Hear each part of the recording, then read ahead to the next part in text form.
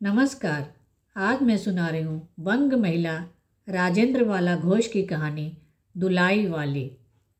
काशी के दशाश्वमेध घाट पर स्नान करके एक मनुष्य बड़ी व्यग्रता के साथ गदौलिया की तरफ आ रहा था। एक हाथ में एक मैली सी तौलिया में लपेटी हुई भीगी धोती और दूसरे में सुरती की गोलियों की कई डिबिया और सुंघनी की एक पुड़िया थी।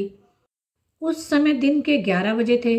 गदौलिया की बाईं तरफ जो गली है उसके भीतर एक और गली में थोड़ी दूर पर एक टूटे से पुराने मकान में वह जा घुसा।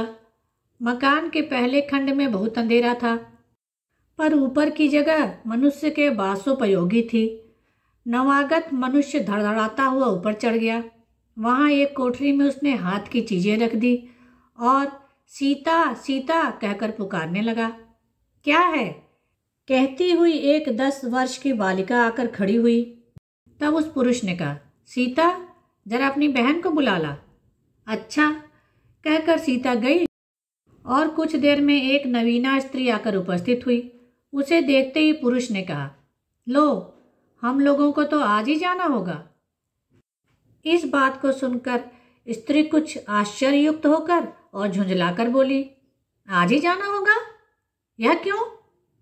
भला आज कैसे जाना हो सकेगा? ऐसा ही था तो सवेरे भैया से कह देते। तुम तो जानते हो कि मुंह से कह दिया बस छुट्टी हुई। लड़की कभी विदा की होती तो मालूम होता। आज तो किसी सूरत जाना नहीं हो सकता। तुम आज कहती हो, हमें तो अभी जाना है। बात यह है कि आज ही नवल किशोर कलकत्ते से आ रहे हैं। आगरे से अपनी नई बहू को भी साथ ला रहे हैं। सो उन्होंने हमें आज ही जाने के लिए इसरार किया है। हम सब लोग मुगल सराय के साथ ही इलाहाबाद चलेंगे। उनका तार मुझे घर से निकलते ही मिला। इसी से मैं झट नहा धोकर लौट आया। बस अब करना ही क्या है? कपड़ा वपड़ा जो कुछ बांध बूंद कर घंटे भर में खा पी कर चली चलो। जब हम तुम्हें विदा कराने आए ही हैं तब कल के बदले आज ही सही। हाँ, यह बात है। नवल जो चाहे करावें। क्या एक ही गाड़ी में न जाने से दोस्ती में बट्टा लग जाएगा? अब तो किसी तरह रुकोगे नहीं, जरूर ही उनके साथ जाओगे। पर मेरे तो नाको दम आ जाएगी। क्यों? किस बात से? उनकी हंसी से और किससे? हंसी ठट्ठा भी राह में अच्छी नहीं लगती। उनकी हंसी मुझे नहीं भाती। एक रोज मैं चौक में बैठी पूड़ियाँ काट रही थी, इतने में न जाने कहाँ से आकर नवल चिल्लाने लगे, ए बुआ, ए बुआ, देखो तुम्हारी बहू पूड़ियाँ खा रही है। मैं तो मारे शर्म के मर गई। हाँ, भाभी जी ने बात उड़ा दी सही। वे बोली, खाने पहनने के लिए तो आई ही है। पर मुझे उनकी हंसी बहुत बुरी लगी। बस इसी से तुम उनके साथ नहीं जाना चाहती? चलो, मैं नवल से कह दूंगा, यह बेचारी कभी रोटी तक तो खाती नहीं, पूड़ी क्यों खाने लगी। इतना कहकर बंशीधर कोठरी के बाहर चले आए और बोले, मैं तुम्हारे भैया के पास जाता हूँ, तुम रो रुलाकर तैयार हो जाना। इतना सुनते ही जानकी देवी की आंखें भर आईं और आषाढ़ सावन की ऐसी झड़ी लग गई। बंशीधर इलाहाबाद के रहने वाले हैं। बनारस में ससुराल है। स्त्री को विदा कराने आए हैं। ससुराल में एक साले, साली और सास के सिवा और कोई नहीं है। नवल किशोर इनके दूर के नाते में ममेरे भाई हैं, पर दोनों में मित्रता का ख्याल अधिक है। दोनों में गहरी मित्रता है। दोनों एक जान दो कालिब हैं। उसी दिन बंशीधर का जाना स्थिर हो गया। सीता बहन के संग जाने के लिए रोने लगी। माँ रोती धोती लड़की की विदा की सामग्री इकट्ठी करने लगी। जानकी देवी भी रोती ही रोती तैयार होने लगी। कोई चीज भूलने पर धीमी आवाज से माँ को याद भी दिलाती गई। 1 बजने पर स्टेशन जाने का समय आया। अब गाड़ी आई, कल आने कौन जाए? ससुराल वालों की अवस्था अब आगे की सी नहीं थी कि 2-4 नौकर चाकर हर समय बने रहें। सीता के बाप के न रहने से काम बिगड़ गया है। पैसे वाले के यहाँ नौकरों चाकरों के सिवा और भी 2-4 खुशामदी घेरे रहते हैं। छूछे को कौन पूछे। एक कहारिन है, सो भी इस समय कहीं गई है। साले राम की तबीयत अच्छी नहीं। वे हर घड़ी बिछोने से बातें करते रहते हैं। तिस पर भी आप कहने लगे, मैं ही धीरे धीरे जाकर कोई सवारी ले आता हूँ। नज़दीक तो है। वंशीधर बोले, नहीं नहीं, तुम क्यों तकलीफ करोगे, मैं ही जाता हूँ। जाते जाते वंशीधर विचारने लगे कि इक्के की सवारी तो भले घर की स्त्रियों के बैठने लायक नहीं होती, क्योंकि एक तो इतने ऊंचे पर चढ़ना पड़ता है, दूसरे पराये पुरुष के संग एक साथ बैठना पड़ता है। मैं एक पालकी गाड़ी ही कर लूं, उसमें सब तरह का आराम रहता है। पर जब गाड़ी वाले ने 1.5 रुपया किराया मांगा, तब वंशीधर ने कहा, चलो इक्का ही सही, पहुंचने से काम। कुछ नवल किशोर तो यहाँ से साथ है नहीं, इलाहाबाद में देखा जाएगा। वंशीधर इक्का ले आए और जो कुछ असबाब था इक्के पर रखकर आप भी बैठ गए। जानकी देवी बड़ी विकलता से रोती हुई इक्के पर जा बैठी। पर इस अस्थिर संसार में स्थिरता कहाँ, यहाँ कुछ भी स्थिर नहीं। इक्का जैसे जैसे आगे बढ़ता गया, वैसे जानकी की रुलाई भी कम होती गई। सिकरौल के स्टेशन के पास पहुंचते पहुंचते जानकी अपनी आंखें अच्छी तरह पोंछ चुकी थी। दोनों चुपचाप चले जा रहे थे कि अचानक वंशीधर की नजर अपनी धोती पर पड़ी। अरे, एक बात तो हम भूल ही गए, कहकर पछता से उठे। इक्के वाले के कान बचाकर जानकी ने पूछा, क्या हुआ, क्या कोई जरूरी चीज भूला है? नहीं, एक देशी धोती पहनकर आना था, सो भूलकर विलायती ही पहन आए।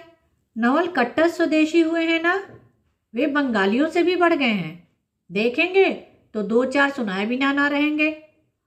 और बात भी ठीक है, नाहक विलायती चीजें मोल लेकर क्यों रुपए की बर्बादी की जाए। देशी लेने से दाम लगेगा सही, पर रहेगा तो देश में ही।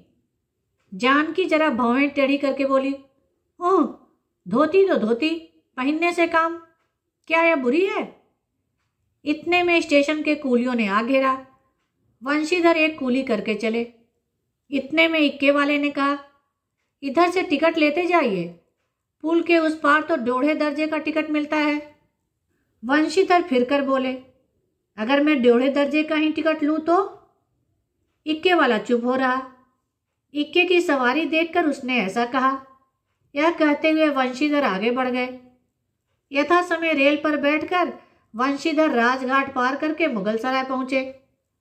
वहां पुल लांघकर दूसरे प्लेटफॉर्म पर जा बैठे। आप नवल से मिलने की खुशी में प्लेटफॉर्म के इस छोर से उस छोर तक टहलते रहे। देखते देखते गाड़ी का धुआं दिखलाई पड़ा। मुसाफिर अपनी अपनी गठरी संभालने लगे। रेल देवी भी अपनी चाल धीमी करती बड़ी गंभीरता के साथ आकर खड़ी हुई। वंशीधर एक बार चलती गाड़ी में ही शुरू से आखिर तक देख गए, पर नवल का कहीं पता नहीं। वंशीधर फिर सब गाड़ियों को दोहरा गए, तेहरा गए, भीतर घुस घुस कर एक एक डिब्बे को देखा, किंतु नवल न मिले। अंत को आप खिजला उठे और सोचने लगे कि मुझे तो वैसी चिट्ठी लिखी और आप न आया, मुझे उल्लू बनाया। अच्छा, जाएंगे कहाँ? भेंट होने पर समझ लूंगा। सबसे अच्छी सोच तो इस बात का था कि जानकी सुनेगी तो ताने पर ताना मारेगी, पर अब सोचने का समय नहीं। रेल की बात ठहरी। वंशीधर झट गए और जानकी को लाकर जनानी गाड़ी में बिठाया। वह पूछने लगी, नवल की बहू कहाँ है? वह नहीं आए, कोई अटकाव हो गया, कहकर आप बगल वाले कमरे में जा बैठे। टिकट तो 1.5 का था, पर 1.5 दर्जे का कमरा कलकत्ता से आने वाले मुसाफिरों से भरा था, इसलिए 3 दर्जे में बैठना पड़ा। जिस गाड़ी में वंशीधर बैठे थे, उसके सब कमरों में मिलाकर कुल 10-12 ही स्त्री पुरुष थे। समय पर गाड़ी छूटी। नवल की बातें और न जाने क्या अगड़ बगड़ सोचते गाड़ी कई स्टेशन पार करके मिर्जापुर पहुंची। मिर्जापुर में पेटराम की शिकायत शुरू हुई। उसने सुझाया कि इलाहाबाद पहुंचने में अभी देरी है। चलने के झंझट में अच्छी तरह उसकी पूजा किए बिना ही वंशीधर ने बनारस छोड़ा था, इसलिए आप झट प्लेटफॉर्म पर उतरे और पानी के बम्बे से हाथ मुंह धोकर एक खोचे वाले से थोड़ी सी ताजी पूड़ियाँ और मिठाई लेकर निराले में बैठ आपने उन्हें ठिकाने पहुंचाया। पीछे से जानकी की सुध आई। सोचा कि पहले पूछ लें, तब कुछ मोल लेंगे, क्योंकि स्त्रियां नटखट होती हैं। वे रेल पर खाना पसंद नहीं करती। पूछने पर बात वही हुई। तब वंशीधर लौटकर अपने कमरे में आ बैठे। यदि वे चाहते तो इस समय डोढ़े में बैठ जाते, क्योंकि अब भीड़ कम हो गई थी। पर उन्होंने कहा, थोड़ी देर के लिए कौन बखेड़ा करे। वंशीधर अपने कमरे में बैठे तो दो एक मुसाफिर अधिक देख पड़े। आगे वालों में से एक उतर भी गया था। जो लोग थे सब तीसरे दर्जे के योग्य जान पड़ते थे। अधिक सभ्य कोई थे तो वंशीधर ही थे। उनके कमरे के पास वाले कमरे में एक भले घर की स्त्री बैठी थी। वह बेचारी सिर से पैर तक ओढ़े, सिर झुकाए, एक हाथ लंबा घूंघट काढ़े, कपड़े की गठरी सी बनी बैठी थी। वंशीधर ने सोचा, इसके संग वाले भद्र पुरुष के आने पर उनके साथ बातचीत करके समय बितावेंगे। एक दो करके तीसरी घंटी बजी। तब वह स्त्री कुछ अचकचा कर थोड़ा सा मुंह खोलकर जंगले के बाहर देखने लगी। ज्यों ही गाड़ी छूटी वह मानो कांप सी गई। रेल का लेना देना तो हो ही गया था, अब उसको किसकी परवाह। वह अपनी स्वाभाविक गति से चलने लगी। प्लेटफॉर्म पर भीड़ भी न थी। केवल दो चार आदमी रेल की अंतिम विदाई तक खड़े थे। जब तक स्टेशन दिखलाई दिया तब तक वह बेचारी बाहर ही देखती रही। फिर अस्पष्ट स्वर में रोने लगी। उस कमरे में 3-4 प्रौढ़ा ग्रामीण स्त्रियां भी थीं। एक जो उसके पास ही थी कहने लगी, अरे इनकर मनई तो नाही आइलन हो, देखो रोवल करथन। दूसरी, अरे दूसर गाड़ी में बैठा हुई हैं। पहली, दूर बो रही, ये जनानी गाड़ी थोड़े है। दूसरी, तऊ हो, भलू तू कहू। कहकर दूसरी भद्र महिला से पूछने लगी, कौन गाँव उतरबू बेटा, मिर्जापुर चढ़ी हूँ ना। इसके जवाब में उसने जो कहा सो वह सुन न सकी। तब पहली बोली, हट हम पूछी लाना, हम का कहाँ उतरबू हो, आई इलाहाबाद। दूसरी, इलाहाबाद कौन गाँव हो गोइया। पहली, अरे नाही जनलू, प्रयाग जी, जहाँ मनई मकर नहाए जाला। दूसरी, भला प्रयाग जी काहे न जानित, ले कहे के नहीं, तोहरे पंच के धर्म से 4 दाय नहाए चुकी है। ऐसो हो सोमवारी और गहन दका लाग रहा तौन तोहरे काशी जी नहाए गई रहे। पहली, आवे जाए के तो सब औते जाता बटले बाटेन, फून या साहित्य तो बिचारो विपत में न पड़ल बाटिल। हे हम पंचा हई, राजघाट टिकस कटौली, मोंगल के सराय उतारली, हो द पुन चढ़ली। दूसरी, ऐसे एक दाई हम आवत रहे, एक मिली औरो मोरे संगे रही, दकोनो टिसनिया पर उकर मलिकवा उतरे से कि जुड़ते ही गड़िया खुली। अब भैया उगरा फाड़ फाड़ नरियाए, ए साहब गड़िया खड़ी कर, ए साहब गड़िया तनी खड़ी कर। भला गड़िया दहीनाती काहे के खड़ी होए। पहली, वो मेहरुआ बड़ी उजबक रहल, भला केहू के चिल्लाए से रेलियो कहूँ खड़ी होला। इसकी इस बात पर कुल कमरे वाले हंस पड़े। अब जितने पुरुष स्त्रियां थीं एक से एक अनोखी बातें कहकर अपने अपने तजुर्बे बयान करने लगी।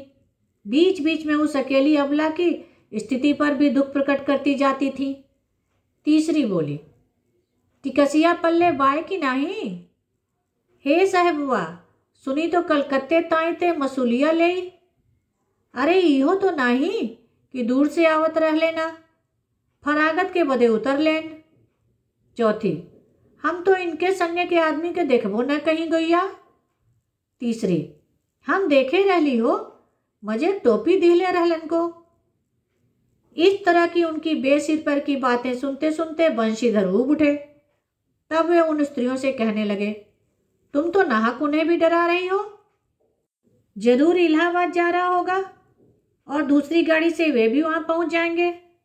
मैं भी इलाहाबाद ही जा रहा हूं, मेरे संग भी स्त्रियां हैं। जो ऐसा ही है तो दूसरी गाड़ी के आने तक मैं स्टेशन पर ही ठहरा रहूंगा। तुम लोगों में से यदि कोई प्रयाग उतरे तो थोड़ी देर के लिए स्टेशन पर ठहर जाना। इनको अकेला छोड़ देना उचित नहीं। यदि पता मालूम हो जाएगा तो मैं इन्हें इनके ठहरने के स्थान पर पहुंचा दूंगा।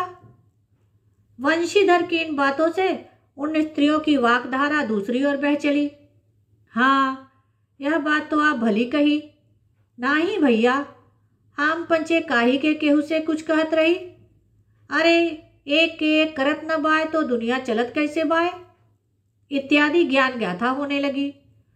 कोई कोई तो उस बेचारी को सहारा मिलते देख खुश हुए और कोई कोई नाराज भी हुए। क्यों, सो मैं नहीं बतला सकती।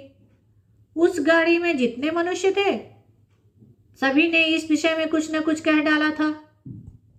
पिछले कमरे में एक स्त्री जो फरासीसी छींट की दुलाई वाली अकेली बैठी थी, कुछ नहीं बोली।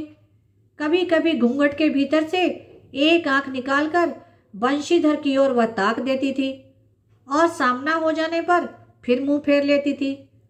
बंशीधर सोचने लगे, यह क्या बात है, देखने में तो भले घर की मालूम होती है पर आचरण इसका अच्छा नहीं है।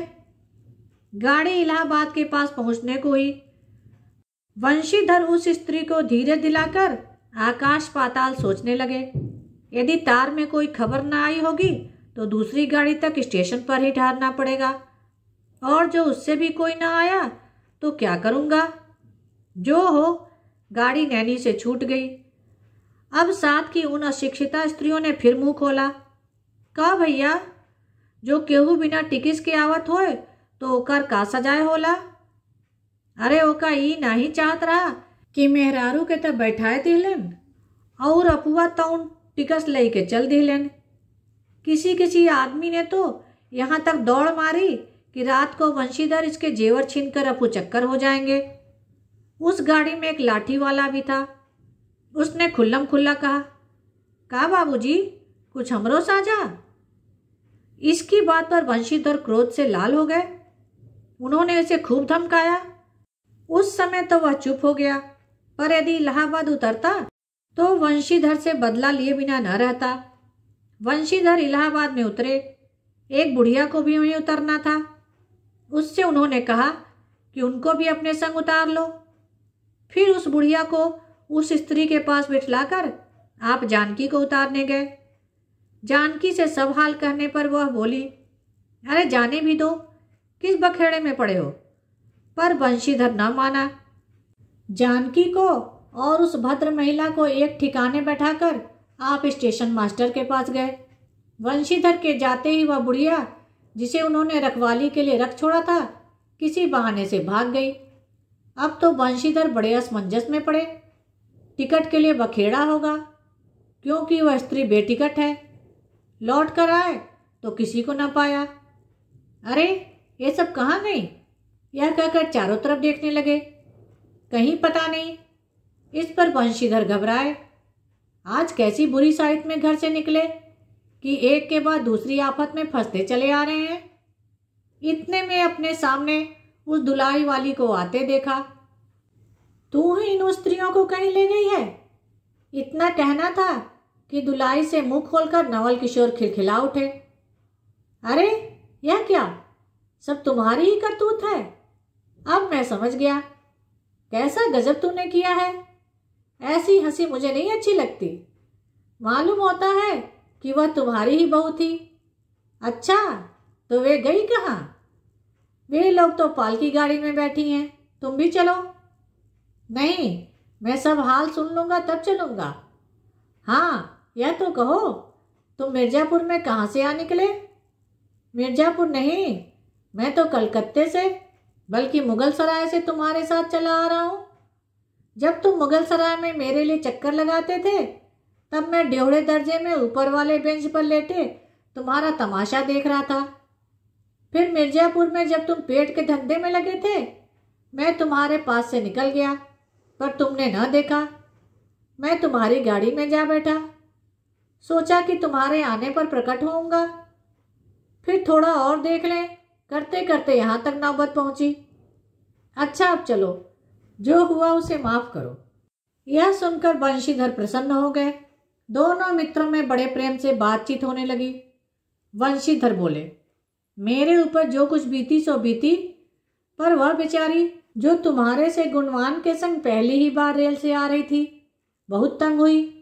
उसे तो तुमने नाहक रुलाया, बहुत ही डर गई थी। नहीं जी, डर किस बात का था? हम तुम दोनों गाड़ी में थे ना? हाँ, पर यदि मैं स्टेशन मास्टर से इत्तला कर देता तो बखेड़ा खड़ा हो जाता ना। अरे तो क्या, मैं मर थोड़े ही किया था। 4 हाथ की धुलाई की बिसाती कितनी। इसी तरह की बातचीत करते करते दोनों गाड़ी के पास आए। देखा तो दोनों मित्र वधुओं में खूब हंसी हो रही है। जानकी कह रही थी, अरे तुम क्या जानो, इन लोगों की हंसी ऐसी ही होती है। हंसी में किसी के प्राण भी निकल जाएं तो इन्हें दया न आवे। खैर, दोनों मित्र अपनी अपनी घरवाली को लेकर राजी खुशी घर पहुंचे और मुझे भी उनकी यह राम कहानी लिखने से छुट्टी मिली। धन्यवाद। कहानी को लाइक करें, शेयर करें और मेरे चैनल को सब्सक्राइब करें, जिससे सभी कहानियाँ आपको समय पर मिल जाएं।